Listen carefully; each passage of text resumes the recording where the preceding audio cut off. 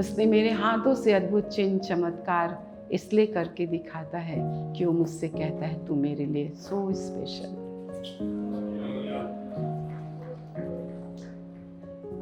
तो कौन बड़ा है? वही तो है।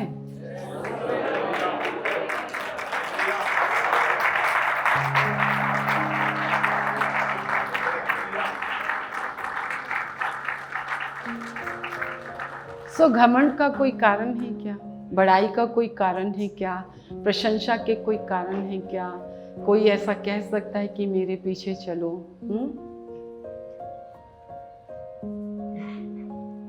यीशु मसीह आने वाला है, किसी भी पल आ जाएगा, अभी भी आ जाएगा। बहुत से पास्टर भी छूट जाएंगे, बहुत से सिखाने वाले भी छूट जाएंगे। ना तो रहेगा भविष्यवक्ता, ना तो रहेगी भविष्यवाणियां, ना तो रहेगी अन्य भाषा, कुछ भी नहीं रहेगा। पर हमारे परिवार में 3 सदस्य हैं। प्लीज नेम बोलेंगे। प्रेम मेरा बड़ा भाई, दूसरा विश्वास मेरा बड़ा भाई, और आशा मेरी एक ही सिस्टर है। और कितनी अच्छी बात है कि हम आपस में मिल के रहते हैं, वहाँ पे प्रभु आता है। आशा नहीं है, विश्वास नहीं है, बड़ा भाई प्रेम नहीं है, तो वहाँ तो प्रभु है ही नहीं। हमारे परिवार में 3 सदस्य हैं। बड़े भाई का नाम है प्रेम, विश्वास, और मेरी बहन एक ही बहन है, वो है मेरी आशा, होप ऑफ ग्लोरी, महिमा की आत्मा जो मेरे ऊपर छाया करती है। हालेलुया। सो पछाड़ क्यों खा रहे हैं धोबी जैसे? क्योंकि तुमने उसके कामों पर क्या नहीं किया? ध्यान नहीं दिया। तुमने उसके कामों पर ध्यान नहीं दिया। सो उसके कामों पर ध्यान करो जो आपके देह प्राण आत्मा में वो काम करता है। अगर एक भी बुरी सोच अगर आपके अंदर किसी के प्रति नहीं है तो आपने जय पा ली है। परमेश्वर का हम धन्यवाद करते हैं कि यदि सलीब से आपका रिश्ता, आपको पता है मैं रिश्ते पे बहुत ज़्यादा महत्व देती हूँ। रिश्ता हमें बनाना है, रिश्ता बनाना है। आत्मिक रिश्ता बहुत बड़ा होता है। शरीर के रिश्ते से आत्मिक रिश्ते बहुत बड़े होते हैं। उत्तर से कहता हूँ दे दे, दक्षिण से कहता हूँ दे दे, पूर्व से कहता हूँ दे दे, पश्चिम से कहता हूँ दे दे। कलवरी हमें जोड़ता है। गहरे प्रेम से उसने मुझसे प्रेम किया, माँ से गहरा उसका प्यार है।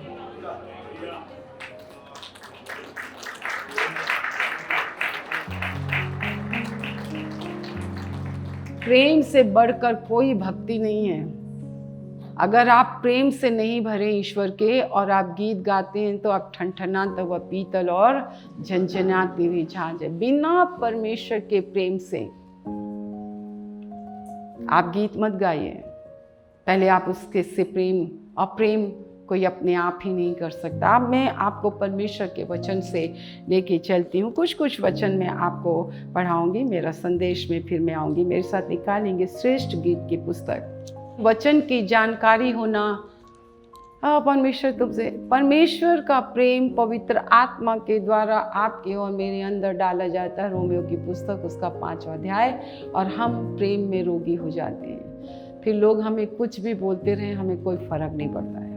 मैं उसके प्रेम में रोगी हूँ। आप उसके प्रेम में रोगी होना। किसी मनुष्य के प्रेम में रोगी मत बनो। मनुष्य का प्रेम बदलता है। हे यरूशलेम की पुत्रियों, मैं तुमसे चिकारियों और मैदान की हिरनियों की शपथ धराकर कहती हूँ कि जब तक प्रेम आपसे ना उठे तब तक उसको ना उस्काओ और ना जगाओ। ना जगाओ। समझ गए? यहाँ पर सलोमी इस बात को कहती है। यहाँ पर देखेंगे हम, हे यरूशलेम की, यरूशलेम परमेश्वर का मंदिर एट प्रेजेंट भी है, अभी भी यरूशलेम है। यरूशलेम परमेश्वर का मंदिर। आज वहाँ पे लड़ाई और उत्पाद है, परंतु आज मुझे और आपको परमेश्वर मंदिर। बोले मैं हाथ के बनाए गए मंदिरों में नहीं रहता हूँ। परमेश्वर के पुत्र यीशु मसीह के जी उठने पर उसने बड़े बड़े मंदिरों को देखकर कहा इसमें एक भी ऐसा नहीं होगा कि जो पत्थर से पत्थर भी ना ढाया जाएगा, क्योंकि उनके अंदर उस मंदिर को बना के बहुत घमंड आ गया था। पर यीशु मसीह ने कहा मैं तीसरे दिन में इस मंदिर को उठाकर खड़ा करूँगा। अब देखो, संसारिक और शारीरिक जो लोग होते हैं वो आत्मिक बातों को नहीं समझते। अब उन दिनों में जो फरीसी और सदूकी और जो धर्म के गुरु थे, अब उसकी उम्र तो बहुत छोटी हुई थी, यंग टाइप के। बोले ये क्या कहता है, इसे बनाने में 1000 वर्ष लगे और ये कहता मैं 3 दिन में उठा के खड़ा कर दूंगा। पर वो आपके और मेरे लिए कह रहा था, वो 12 चेलों के लिए कह रहा था।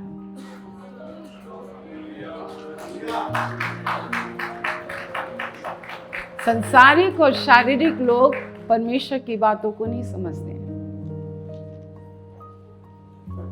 कह रहे यरूशलेम की पुत्रियों, मैं तुमसे चिक्कारियों और हिरनियों की क्वालिटी जानते हो, उसकी सुंदरता जानते हो। हिरण देखा कभी आपने? देखा आपने? उसके सींग देखा आपने? उसका कलर देखा? उसके कजरारे देखा? परमेश्वर ने उनको बिना काजल लगाए बनाए, गाय भैंसों को बिना काजल लगाए। मैदान की हिरनियों की शपथ धरा कर कहती हूँ कि जब तक प्रेम आपसे ना उठे आप नहीं कर सकते हैं, आप असफल हो जाएं। फिर आप गाएं, थक ना जाऊं प्रभु,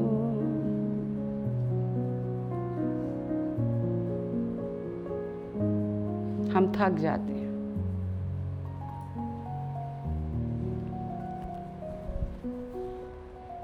परंतु प्रेम कभी नहीं थकता। प्रेम मंदिर से बाहर कभी नहीं रहता, अपने परमेश्वर की उपस्थिति से बाहर कभी नहीं रहता। प्रेम अपनी बड़ाई नहीं ढूंढता, अपनी प्रशंसा नहीं ढूंढता। प्रेम जब तक पवित्र आत्मा के द्वारा आपके अंदर ना उठे आप नहीं कर सकते। इन 36 सालों में मैंने कितने लोगों को देखा, इन्होंने पवित्रवार के दिन को सुबह शाम कभी पवित्र नहीं माना। पवित्रवार के दिन में इतनी प्रतिज्ञाएं हैं, पर आप उस दिन को नहीं मानोगे तो ये प्रतिज्ञा आपके जीवन में कभी पूरी नहीं होगी। मैं आपको परमेश्वर के वचन में ही लेके हम चल रहे हैं। परमेश्वर के वचन आप पढ़िए, आप उसको समझिए, आप उसको लीजिए। और परमेश्वर का वचन कहता है जब तक कि प्रेम आपसे, हमारे अंदर उस प्रेम को जगाने वाला प्रभु है। भरी जवानी में इस संसार में रहकर अगर अपने परमेश्वर के प्रेम में हम भरे हैं तो उसी का प्रेम मुझे विवश करता है कि मैं भोर को उठ जाऊं। उसका प्रेम मुझे विवश करता है कि मैं उसकी बाइबल को पढूं। उसका प्रेम मुझे विवश करता है कि मैं उसकी सेवा करूं। उसका प्रेम मुझे विवश करता है कि मैं ईमानदार बनूं। उसका प्रेम मुझे विवश करता है कि मैं अपने प्रभु के लिए ताली बजाऊं। उसका प्रेम मुझे विवश करता है, नहीं, बुराई करने वालों के साथ तू बुराई मत कर। उसका प्रेम मुझे विवश करता है, मैं पहले जाऊं, मैं फाटक को खोलूं, मैं पहले जाऊं, मैं परमेश्वर के घर में ही लगाऊं, मैं परमेश्वर का। वे बचा कुचा समय नहीं देते हैं अपने परमेश्वर को। भोर।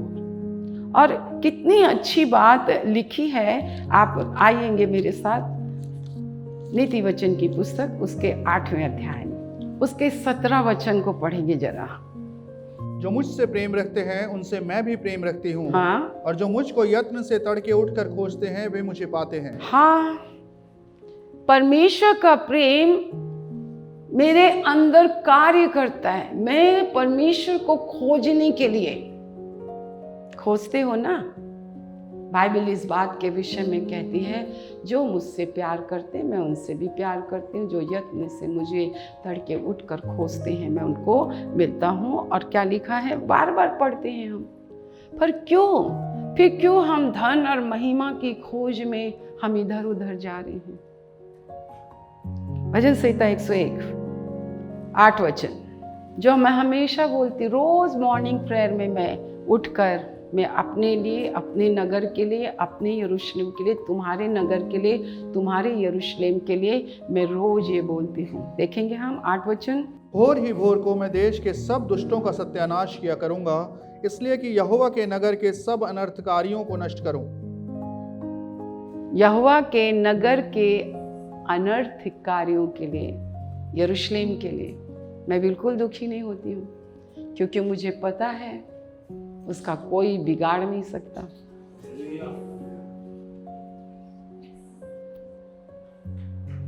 उसका कोई भी बाल बांका नहीं कर सकता है। वो फिर से समृद्ध होगा, फिर से फलेगा, फिर से फूलेगा। उसके जैसे सब्जियां, उसके जैसे फल कोई नहीं होगा। अभी मैं आपको बताऊंगी, हमारी लड़ाई लहू और मांस से नहीं है। मेरी लड़ाई तो लहू और मांस से है ही नहीं। मेरी लड़ाई तो उस अंधकार और शैतान की शक्तियों से है, जो यरूशलेम के नगर को, वो तुम्हारे विचार हो, तुम्हारी बातें हो, तुम्हारी कल्पनाएं हो, तुम्हारी कुछ भी हो, इसलिए कि यहोवा के नगर के, आप यहोवा के नगर, आपकी आत्मा यहोवा का नगर है, आपकी देह यहोवा का नगर है। देह प्राण आत्मा परमेश्वर ने आपको बनाया है। भोर ही भोर को हम आपके, लिखा है, इन चीज़ों को जो आपको नाश करती हैं परमेश्वर से नाश करता है। ये प्रभु का सच्चा और जीवित वचन है, इसलिए हम डरते नहीं हैं। तुम परमेश्वर का मंदिर हो, तुम परमेश्वर का वास स्थान हो, तुम में परमेश्वर ने तुमको 3 दिन उठाकर खड़ा करेगा। परमेश्वर ने हमें खड़ा किया है। जब तक कि प्रेम अपने आप ना उठे, उसको ना तो जगा सकते, ना तो। संसार से प्रेम करना किसने सिखाया तुमको? कोई सिखाया है क्या? अपने शरीर से प्रेम करना किसी ने सिखाया है क्या तुमको? अपनी पत्नी से प्यार करता हूं, तुमको किसी ने सिखाया क्या?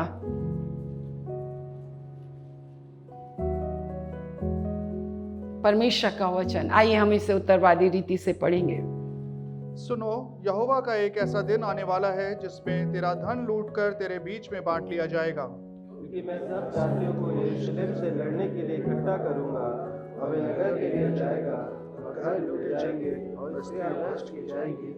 नगर के आधे लोग बंधुआई में जाएंगे, परंतु प्रजा के शेष लोग नगर ही में रहने पाएंगे। तब यहोवा निकलकर उन जातियों से ऐसा लड़ेगा जैसा वह संग्राम के दिन में लड़ा था। उस दिन वह जैतून के पर्वत पर पांव रखेगा, तो पूर्व की ओर यरूशलेम के सामने है।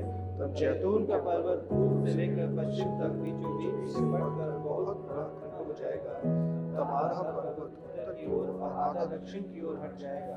तब तुम मेरे बनाए हुए उस खड्ड से होकर भाग जाओगे, क्योंकि वह खड्ड आसेल तक पहुंचेगा, वरन तुम ऐसे भागोगे जैसे उस भूकंप के डर से भागे थे जो यहूदा के राजा उज्जिया के दिनों में हुआ था। तब मेरा परमेश्वर यहोवा आएगा और सब पवित्र लोग उसके साथ। कौन लोग उसके साथ होंगे? कौन लोग उसके साथ होंगे?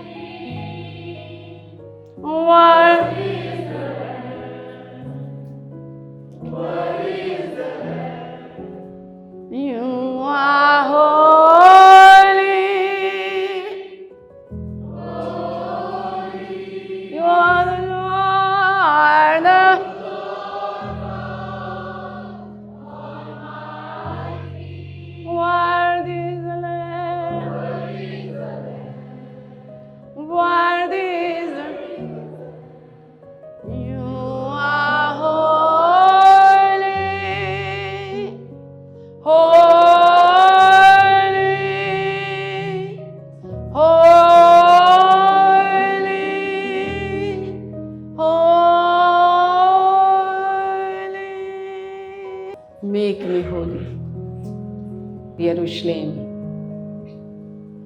और पवित्र लोग हैं, इस स्थान में पवित्र बनने आई हैं। वो आपके अंदर अपने प्रति प्रेम डालेगा।